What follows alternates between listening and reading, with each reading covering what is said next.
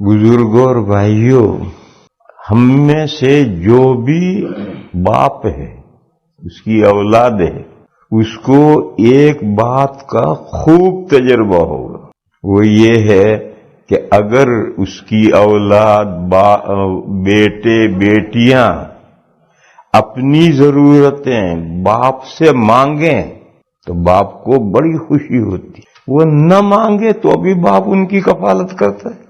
گھر کی ساری ضرورتیں اگر اولاد نہ مانگے تو بھی سب ضرورتیں باپ ہی پوری کرتا ہے، لیکن اگر اولاد مانگے تو ہم میں سے جو باپ ہے، جس کی اولاد ہے، اس کو اس حقیقت کا خوب تجربہ ہوگا کہ اگر اولاد مانگے تو اسے بڑی خوشی ہوتی، اور اگر اولاد نہ مانگے، بے نیاز بنے، تو دل پر ایک چوٹ پڑتی کہ بڑی نالائق اولاد ہے، ساری اس کی ضرورتیں میں پوری کرتا ہوں اور اسے میری کچھ پڑی نہیں۔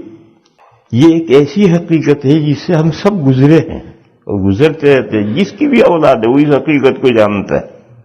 میرے بھائیو، اسی طریقے پر اللہ اپنے بندوں کی تمام ضرورتیں خود پوری کرتے ہیں۔ کوئی مانگے اس کی بھی ضرورت پوری کرتے ہیں، نہ مانگے اس کی بھی پوری کرتے ہیں۔ پھر دو چیزیں اللہ بہت پسند فرماتے ہیں۔ ایک، بندے اللہ سے مانگے، ہم مانگیں گے تو بھی وہ دینے والے، نہیں مانگیں گے تو بھی دینے والے ہیں، لیکن اللہ کو یہ پسند ہے کہ اللہ کو یہ پسند ہے کہ بلکہ بندے اللہ سے مانگے۔ پھر مانگنے کی دو صورتیں، ایک پازیٹو اور نیگیٹو، مثبت اور منفی۔ نعمتیں مانگنی ہے، یہ پازیٹو ہے، دعائیں کرنی، یا اللہ ہمیں تندرستی دے، یا اللہ ہمیں ایمان دے، یا اللہ ہمیں ہدایت دے، یا اللہ ہمیں صراط مستقیم پر جمع دے، اللہ ہمیں علم نافع دے، یا اللہ ہمیں دنیا میں بھلائی دے، یا اللہ ہمیں آخرت میں بھی بھلائی دے، یا اللہ ہمیں جنت دے، اللہ ہمیں یہ دے، اللہ دے دے، یہ پازیٹو ہے۔ اسی طرح نگیٹو بھی مانگنا ہے، یا اللہ ان چیزوں سے ہمیں محفوظ رکھ، ہمیں بچا، جہنم سے بچا، کفر سے بچا، گمراہی سے بچا، کفر کے والے اعمال سے بچا، اس سے۔ اور سورہ فاتحہ میں یہ دونوں دعائیں جمع کی گئی، اہدنا الصراط المستقیم، دکھلائیے ہمیں سیدھا راستہ، صراط الذین انعمت علیہم، ان بندوں کا راستہ جن بندوں پر آپ نے انعام و اکرام فرمایا۔ یہ پازیٹو ہے، ان کا راستہ ہم مانگتے ہیں، وہ جو اس راستے پر چلے یہی ہدایت کا راستہ ہے، یہی ہدایت کا راستہ آپ ہمیں بھی دکھائیں۔ غیر المغضوب علیہم ولا الضالین، وہ راستہ نہیں جن پر آپ کا غصہ بھڑکا اور جو راہ سے بے راہ ہو گئے، گمراہ ہو گئے، ان کا راستہ نہیں، اس راستے سے بچا۔ وہ لوگ جو راستے سے ہٹ گئے، گمراہ ہو گئے، یا اتنے مخالفت میں دور نکل گئے کہ اللہ کا غضب ان پر بھڑکا، ان دونوں فرقوں کے راستے سے ہمیں بچا، دور رکھ۔ تو دو طرح کی دعائیں ہوتی ہیں، پازیٹو اور نیگیٹو۔ کچھ چیزیں مانگنے کی ہوتی ہیں کہ یہ چیزیں عنایت فرما، اور کچھ چیزیں بچنے کی ہوتی ہیں کہ اللہ ان سے بچا۔ بندے یہ دعا کریں، اچھا اس میں جو چیز ہمیں حاصل ہے وہ بھی مانگنی، معمولی چیز ہمارے پاس نہیں رہی وہ بھی مانگنی۔ ہمارے گھر میں کھانے پینے کا سامان بھرا ہوا ہے، پھر بھی یہ بھی مانگنا ہے اللہ۔ کیا پتا ہمارے گھر میں بھرا ہوا سامان ہمارے کام نہ آ سکے اور ہم بھوکے مر جائیں۔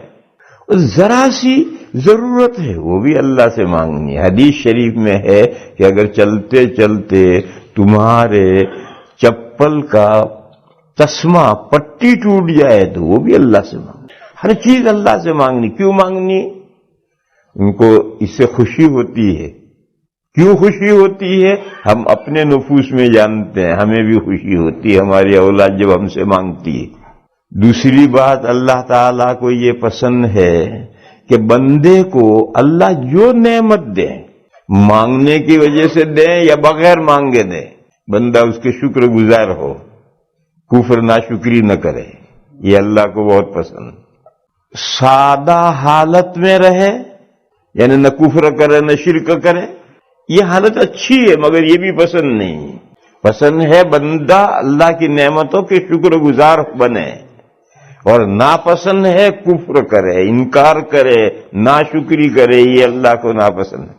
قرآن کریم میں ہے ان تکفروا فإن اللہ غنی عنکم، اگر تم اللہ کی نعمتوں کی ناشکری کرو گے تو اللہ کو تمہاری کیا پڑے گی؟ اللہ تم سے بے نیاز ہے۔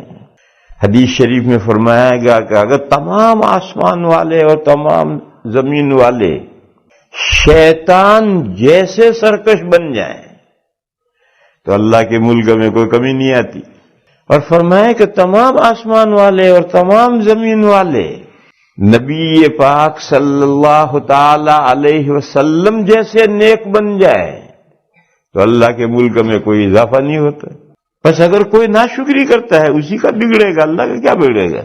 ان تکفروا فإن اللہ غنی عنکم ولا يرضى لعباده الكفر، اور اللہ تعالیٰ اپنے بندوں کے لیے ناشکری کو پسند نہیں کرتے۔ اگر تم ناشکری کرو گے اللہ کا کچھ نہیں بگڑتا ہے، مگر اللہ کو یہ پسند ہے کہ بندے ان کی نعمتوں کا شکر بجا لائیں۔ اگر تم ناشکری کرو گے تو اللہ اسے پسند نہیں کرتے، جب ناشکری کو پسند نہیں کرتے تو شکر کو پسند کرتے۔ یہاں بیچ میں ایک مسئلہ بھی سمجھ لو، اللہ کی کائنات میں ہر بات اللہ کے پیدا کرنے سے ہو رہی ہے، اللہ کے علاوہ کوئی خالق ہے ہی نہیں، نہ کائنات کا مالک ہے۔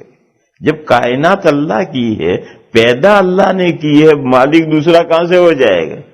ہر چیز، مومنین کا ایمان وہ بھی اللہ کے پیدا کرنے سے، اور کافر کا کفر یہ بھی اللہ کے پیدا کرنے سے۔ اللہ کی خلقت میں اللہ کے علاوہ کوئی خالق نہیں ہے جو کوئی چیز پیدا کر دے۔ پھر جب ایمان اور کفر دونوں اللہ نے پیدا کیے تو ایمان جنت میں کیوں لے جائے گا اور کفر جہنم میں کیوں لے جائے گا؟ دونوں اللہ کے پیدا کیے ہیں۔ جواب، اس کا مدار پیدا کرنے پر نہیں، اس کا مدار پسند کرنے پر ہے۔ اس کا مدار پیدا کرنے پر نہیں ہے، اس کا مدار پسند کرنے پر ہے، اور اللہ نے یہ بات کلیئر کر دی ہے کہ ان تکفروا فإن اللہ غنی عنکم، اگر تم کفر کرو گے اللہ تم سے بے نیاز ہے، تمہاری اللہ کو نہیں پڑی۔ اس میں اشارہ ہے کہ بندوں کا کفر اللہ کو پسند نہیں۔ وَإِن تَرْضَهُ وَإِن تَشْكُرُوا يَرْضَهُ لَكُمْ، اور اگر تم شکر گزار بنو گے تو اللہ تعالیٰ اس کو پسند فرماتے ہیں۔ لہذا اس مسئلے کو اچھی طرح سمجھ لو، بس ذرا سی بات ہے، پوری کائنات خلقت اللہ کی ہے، اللہ کے علاوہ کوئی نہ خالق ہے اللہ کی کائنات میں نہ مالک ہے۔ یہ کامن سینس کا مسئلہ ہے، کوئی بہت دقیق گہرا مسئلہ نہیں ہے، کامن سینس کا مسئلہ ہے۔ ساری کائنات اللہ کی، اللہ نے پیدا کی ہے، پھر اللہ کے علاوہ کون اس کا مالک ہو جائے گا؟ بس مومن کا ایمان بھی اللہ کے پیدا کرنے سے ہے، کافر کا کفر بھی اللہ کے پیدا کرنے سے۔ اب سوال پیدا ہوتا ہے کہ جب دونوں کو اللہ نے پیدا کیا ہے، ایک آدمی طاعت نیکی کرتا ہے وہ بھی اللہ کے پیدا کرنے سے ہے، اور ایک برائی کرتا ہے وہ بھی اللہ کے پیدا کرنے سے ہے، تو نیکی اور ایمان جنت میں کیوں لے جاتا ہے اور کفر اور گناہ جہنم میں کیوں لے جاتا ہے؟ اس کا جواب یہ ہے کہ جنت اور جہنم کا مدار پیدا کرنے پر نہیں ہے، پسند کرنے پر ہے۔ پیدا کرنا اور پسند کرنے میں کیا فرق ہے؟ دونوں میں فرق یہ ہے کہ پیدا کرنے والے میں مخلوق کا کوئی اختیار نہیں ہوتا ہے، خالق کی طرف سے ابتدا ہوتی ہے اور ایک مخلوق وجود میں آتی ہے، ہم پیدا ہوئے، ہمارا کیا اختیار ہے؟ اللہ نے چاہا ہمیں پیدا کرنا، پیدا کر دیا۔ تو خلق اور خالق میں ابتدا خالق کی طرف سے ہوتی ہے، مخلوق کی طرف سے کچھ نہیں ہوتا ہے، بلکہ اس کا وجود ہی نہیں ہوتا ہے، اور اللہ تعالیٰ خالق اسے پیدا کر دیتے۔ اور پسند کرنا اور ناپسند کرنا، اس میں کام کی ابتدا بندے کی طرف سے ہوتی ہے، بہت باریک فرق ہے۔ اس میں کام کی ابتدا بندے کی طرف سے ہے۔ میرا ایک بچہ، میرا ایک شاگرد کوئی کام کرے گا تو وہ مجھے پسند آئے گا یا ناپسند آئے گا؟ دونوں میں سے ایک بات ہوگی۔ یہ جو بندے کی طرف سے ابتدا ہو رہی، اسی کا نام ہے پارشیلی بندے کا اختیار، اور اسی کا نام ہے کسب، اور اسی پر مدار ہے جزا و سزا کا، کیونکہ اس میں بندے کا دخل آ گیا، اس کا ابتدا بندے کی طرف سے ہوئی، ابتدا بندے کی طرف سے ہوئی، مگر پیدا اسے بھی آخر میں اللہ ہی نے کیا ہے، مگر ابتدا بندے کی طرف سے ہوئی، لہذا اس پر جزا و سزا ہے۔ تو میرے بھائیو، بات ابھی تو شروع بھی نہیں ہوئی اور وقت تو ختم ہوا ہے، امام صاحب دوڑ کر آ گئے ہیں۔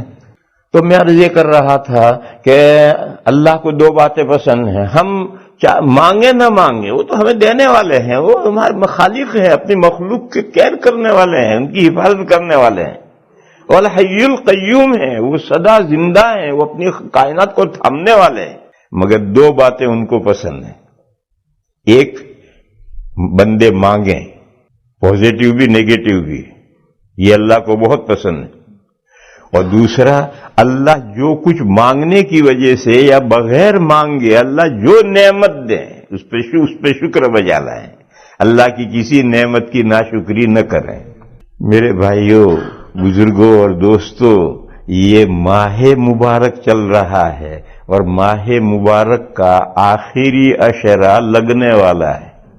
یوں تو سارا ہی رمضان مانگنے کا مہینہ ہے، سارا ہی رمضان مانگنے کا مہینہ ہے، مگر آخری عشرہ تو بہت ہی قیمتی عشرہ ہے، اس میں اللہ سے خوب مانگنا چاہیے۔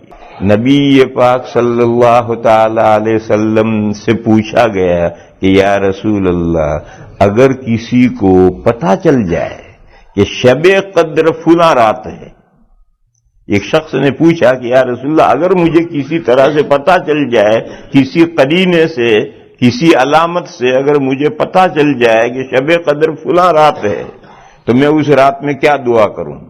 دیکھو، اس بندے نے، صحابی ہیں، انہوں نے یہ نہیں پوچھا کہ اس رات میں کیا عبادت کروں، یہ نہیں پوچھا، یہ پوچھا میں اس رات میں کیا دعا کروں۔ حالانکہ آپ جانتے ہیں کہ رمضان میں بھی عبادتیں ہیں، شب قدر میں تو خاص طور پر عبادت ہے، مگر صحابی نے پوچھا کہ میں اس رات میں کیا دعا کروں؟ معلوم ہوا کہ دعا بہت بڑی عبادت ہے، دعا بہت بڑی عبادت ہے، بلکہ عبادت کا مغز اور خلاصہ دعا ہے۔ اس لیے ان صحابی نے پوچھا کہ اگر مجھے معلوم ہو جائے کسی طرح سے تو میں اس رات میں کیا دعا کروں؟ تو نبی پاک صلی اللہ تعالی علیہ وسلم نے ان کو ایک چھوٹی سی دعا سکھلائی، اتنی چھوٹی سی کہ جو عربی جانتے ہیں انہیں تو یاد کرنی ہی نہیں پڑے گی، سنتے ہی یاد ہو جائے گی، اور ہم اگر 2-4 مرتبہ کہہ لیں گے تو ہمیں بھی یاد ہو جائے گی، اتنی چھوٹی سی دعا۔ اللہم انک عفو تحب العفو فاعف عنی، اگر کوئی عربی جانتا ہے اسے بالکل یاد نہیں کرنی، سنتے ہی یاد ہو جائے گی۔ فرمایا دعا کہ اے اللہ، آپ درگزر فرمانے والے ہیں، اللہ کی صفت عفون، آپ درگزر فرمانے والے ہیں۔ ایک باس ہوتا ہے خردہ گیری کرنے والا، ذرا ذرا باتیں پکڑنے والا ہے، اللہ ایسا باس نہیں ہے جو چھوٹی چھوٹی ذرا ذرا سی باتیں پکڑے، خردہ گیری کرے، نہیں، وہ آقا درگزر کرنے والا ہے۔ اللہم انک عفون، اے اللہ بے شک آپ درگزر کرنے والے ہیں، تحب العفو، اور درگزر کرنے کو آپ پسند کرتے ہیں۔ دیکھو، اللہ کی کچھ صفتیں وہ ہیں جو بندوں کو اپنے اندر پیدا کرنی، کچھ صفتیں تو اللہ کے ساتھ خاص ہیں، اللہ ایک ہیں، لہذا ایک شخص کہتا میں بھی اکیلا رہوں گا، شادی نہیں کروں گا، لا حول ولا قوت، ارے بھی اللہ ایک ہے، وہ اللہ کی صفت ہے، تو شادی کر۔ سبحان الذی خلق الازواج کلھا، اللہ نے ساری کائنات جوڑا جوڑا بنائی ہے، تو بھی شادی کر، جوڑا بن۔ اللہ نے ساری کائنات جوڑا جوڑا بنائی ہے، کوئی چیز فرد نہیں رکھی، اوڈ نہیں رکھی، ہر چیز جوڑا جوڑا بنائی، اور جوڑا مل کر مقصد کی تکمیل ہوتی۔ دیکھو، یہ دنیا بنائی ہے، جس کا جوڑا آخرت بنائی ہے، دنیا اور آخرت مل کر مقصد کی تکمیل ہوتی ہے، صرف دنیا سے مقصد نہیں حاصل ہوگا، صرف آخرت سے نہیں۔ زمین بنائی تو آسمان مقابل بنایا ہے، دونوں سے مل کر رات بنائی تو دن مقابل بنایا ہے، جوڑا بنایا ہے۔ بلکہ گیہوں کا ایک دانہ بنایا ہے تو 2 پیس ملا کر بنایا ہے، جیسے چنے کے دانے میں تو آپ جانتے ہیں کہ چنا کا دانہ توڑو گے تو اندر سے 2 دالیں نکلیں گی. میرے بھائیو اسی طرح گیہوں کے دانے میں بھی 2 پیس ہیں، نشان ہے آدھا ہاف اور ہاف، 2 ہاف مل کر کے گیہوں کا دانہ بنتا ہے. بلکہ ہمارا جو باڈی بنائی ہے 2 ہاف ملا کر بنائی ہے. چنانچہ بہت سی مرتبہ ایسا ہو کہ ایک سائڈ پر لقوا پڑ جاتا ہے، دوسری سائڈ ٹھیک ہے. معلوم ہے یہ 2 سائڈیں الگ الگ ہیں اور 2 ہاف ملا کر اللہ نے ہماری باڈی بنائی ہے. لہذا میرے بھائیو اکیلے تو وہ اکیلے ہی ہیں. اللہ کی صفت متکبر، بڑی عالی شان والے، یہ اللہ کی صفت ہے. آدمی کو متکبر بننے کی اجازت نہیں ہے. آدمی سے تو کہا تم خاکساری پیدا کرو، اپنے اندر تواضع پیدا کرو. جتنا تم جھکو گے اللہ اتنے اٹھائیں گے. حدیث میں ہے من تواضع للہ رفعہ اللہ، جو بندہ اللہ کے لیے جھکتا ہے اللہ اسے اٹھاتے ہیں. لیکن کچھ صفتیں اللہ کی اپنے اندر پیدا کرنی، وہ رحمان و رحیم ہے. مومنین کو بھی حکم ہے تم بھی اپنے اندر یہ صفت پیدا کرو، دوسروں پر مہربانی کرو. درجہ الگ ہے، اللہ کے رحمان و رحیم ہونے کا درجہ الگ ہے، اور ہم مہربانی کریں گے تو ہمارا درجہ الگ ہے. مگر اللہ کی وہ صفت اپنے اندر پیدا کرنی. بس جب اللہ تعالی جل شانہ عما نوالہ درگزر کرنے والے ہیں اور درگزر کرنے کو پسند کرتے ہیں، اس میں اشارہ ہے کہ اے لوگو، اے مومنو، تم بھی اپنے ماتحتوں سے درگزر کرو. خردہ گیری مت کرو، ذرا سی بات پر مت پکڑو، درگزر کرو. ایک حدیث میں ہے ایک صحابی نے پوچھا یا رسول اللہ بیوی سے اگر کوئی غلطی ہو جائے تو میں کتنی مرتبہ درگزر کروں؟ فرمایا اگر دن میں 100 مرتبہ وائف غلطی کرے 100 مرتبہ درگزر کرو. حدیث شریف ہے کہ اگر وائف غلطی ہو، ایک تو ہے جان کر گڑبڑ کرے، نہیں غلطی ہو گئی تو حضور نے فرمایا ایک دن میں اگر 100 مرتبہ اس سے غلطی ہو جائے ہر مرتبہ درگزر کرو. تو اللہ تعالیٰ درگزر کرنے والے ہیں اور وہ درگزر کرنے کو پسند کرتے ہیں. یعنی اشارہ دیا مومنین کو کہ تم بھی اپنے اندر یہ صفت پیدا کرو. فاعف عنی، پس درگزر فرمائیے مجھے. تو 2 طرف دعا ہے، خطاب ہے، دعا ہے، اور بیچ میں ایک تعلیم ہے. اللہم انک عفو تحب العفو فاعف عنی. کہو دعا اللہم انک عفو، اللہم انک عفو، اللہم انک عفو تحب العفو، تحب العفو، تحب العفو فاعف عنی، فاعف عنی، فاعف عنی. یہ حضور نے فرمایا کہ اگر تمہیں پتہ چل جائے کہ فلاں رات شب قدر ہے تو یہ دعا اس رات میں مانگیو. شب قدر پورے مہینے میں کسی بھی وقت آ سکتی ہے، لیکن موسٹلی شب قدر آخری عشرے میں آتی ہے. اسی لیے آخری عشرے کا اعتکاف سنت موقدہ ہے. کیوں؟ ہم خرما، ہم ثواب مسجد میں پڑے ہیں، شب قدر آٹومیٹکلی مل گئی. تو آخری عشرہ لگا ہے، اس دعا کو یاد کرو اور ہر رات مانگو. جتنی مرتبہ مانگ سکتے ہو مانگو. 10 راتوں میں کوئی نہ کوئی تو شب قدر ہوگی. وآخر دعوانا ان الحمدللہ.